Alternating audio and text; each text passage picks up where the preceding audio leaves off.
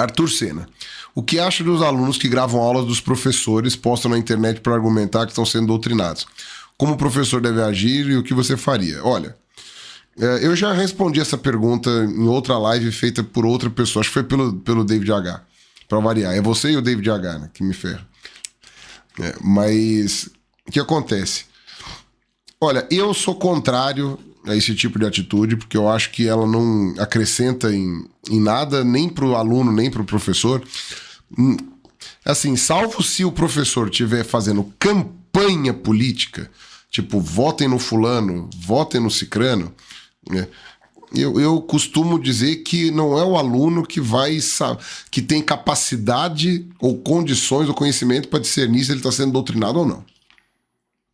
Entendeu? É o conteúdo, o professor está passando o conteúdo, se as fontes dizem aquilo que o professor falou, paciência.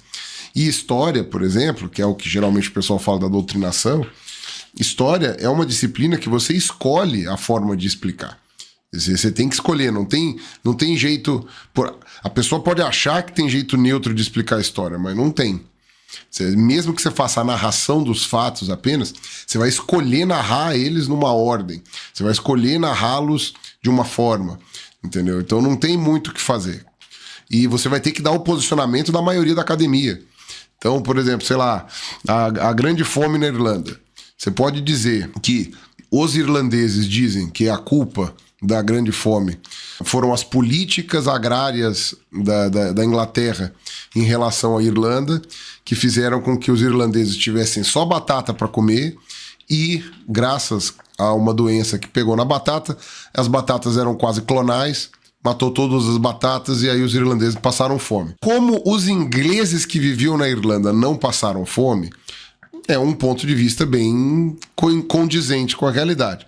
Já o lado do ponto de vista dos ingleses é que foi uma fatalidade por causa da doença que entrou na ilha da Irlanda lá e não tinha o que fazer. O professor tem a obrigação de dizer que existem essas duas explicações, mas ele pode e deve dizer que a versão mais defendida pelos historiadores é a versão dos irlandeses e que a versão da Inglaterra tem toda a cara de conversa para boi dormir, de tentar tirar o cu da reta. Cara, você vai dizer que isso é doutrinação? Algum aluno desavisado pode achar que isso é doutrinação. Algum aluno mal intencionado que está sendo doutrinado em casa ou na internet com ideias do Olavo, do Brasil Paralelo, dos Red Pill ou Caralho A4, este aluno que está sendo doutrinado pela internet, ele pode achar que aquele professor que está falando o que ele discorda por total ignorância é o doutrinador. Então, eu acho que o aluno, se ele soubesse tudo, ele não era aluno, ele era professor. E não é saber tudo, né? Mas assim, se ele não fosse a parte que sabe menos, ele não era um aluno. É ele que tem que aprender, ele é o mais inexperiente, ele é o mais jovem, enfim, salvo raríssimas exceções. Então, o aluno não tem a capacidade de discernir. Então, ele não é o ponto que tem que fazer qualquer ingerência sobre doutrinação.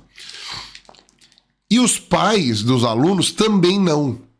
Porque os pais dos alunos, salvo se eles forem de fato professores das mesmas disciplinas e tal, não sei o quê, os pais dos alunos costumam ser tão ignorantes quanto, né? Porque estudaram há muito tempo, ou porque também dormiram na aula, ou porque, enfim, também tiveram o cérebro drenado com o Brasil Paralelo.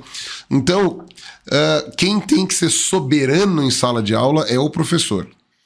Tem que ser soberano. E é isso que amigos meus reclamam. Que as diretorias das escolas cagam para isso, porque estão mais preocupados em manter os alunos, que são os clientes. Estão preocupados com o dinheiro. Então o professor está atrapalhando o negócio entre a diretoria da escola e os pais dos alunos. Então, como o professor está atrapalhando, o professor é o voto vencido. E em escola pública, aí a gente tem todo o problema da precariedade, né, da dificuldade que os professores têm até de dar aulas e tudo mais, do excesso de horas e tal, da falta de especialização da aula que o professor vai dar, porque não está abrindo muito concurso. Enfim, tem todas essas questões.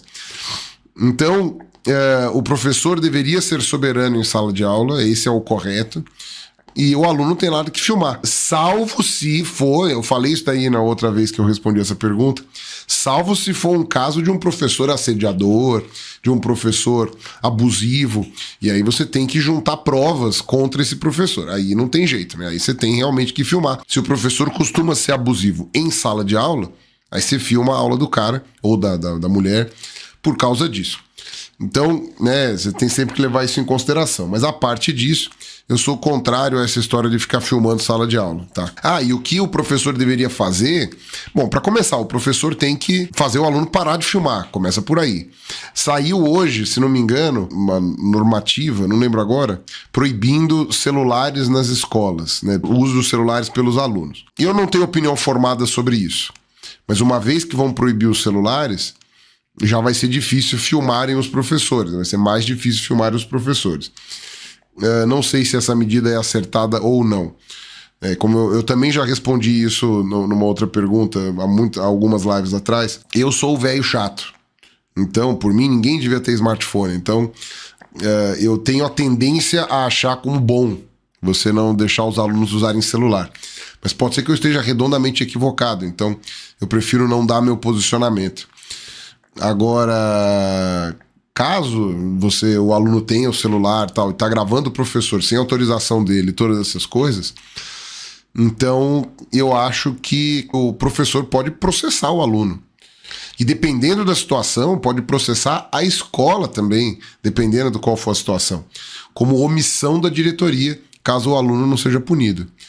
Aí eu acho que ia ser interessante, porque a diretoria ia ser a primeira interessada em defender o lado do professor e não em ficar passando a mão na cabeça de menininho escroto que acha que é alguma coisa, que tem, sei lá, 14 anos e acha que é alguma coisa, porque é um mimadinho e enfim, né? Esse que é o grande problema.